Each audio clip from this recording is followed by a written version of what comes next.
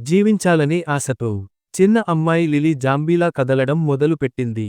ఆమె తండ్రి mister Thomas కూడా అలాగే చేశాడు. వాళ్లకు తెలియకుండానే వాళ్ళు జాంబీలతో నిండిన నగరంలోకి వెళ్ళిపోయారు. ఒక జాంబీ తండ్రిపై దాడి చేయబోతే థామస్ గట్టిగా అరిచాడు. ఆ శబ్దానికి జాంబీలే షాక్ అయ్యాయి. ధైర్యం వచ్చిందని లిలీ, థామస్ ఇద్దరూ జాంబీ డాన్స్ చేశారు. కానీ ఒక్కసారిగా జాంబీలు నిజం గ్రహించి వాళ్లపై దాడి చేశాయి. పరుగులో లిలీ కింద పడిపోయింది. అప్పుడే జాంబీ దాడి చేయబోయింది. థామస్ వెంటనే తన కూతురిని కాపాడాడు. అదృష్టంగా ఆ జాంబీ బామ్మకు దంతాలు లేవు.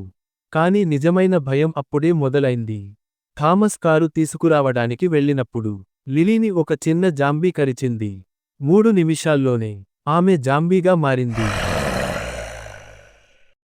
ఒకరోజు లిలీ కనిపించకుండా పోయింది. గోదాంలో డాన్స్ చేస్తూ కనిపించింది. అప్పుడు థామస్కు అర్థమైంది, నా కూతురికి ఇంకా మనసుంది. అతను ఆమెకు నడవడం, మాట్లాడడం, మనుషులను చూసి దాడి చేయకూడదని ఓర్పుతో నేర్పాడు. కానీ చివరికి పోలీసులు వచ్చారు. లిలీని తీసుకెళ్లాలని నిర్ణయించారు. గన్ శబ్దం. థామస్ తన కూతురిని తోసి తానే గాయపడ్డాడు. తండ్రి రక్తంలో పడిపోవడం చూసి లిలీ మొదటిసారి డాడ్ అని అరిచింది.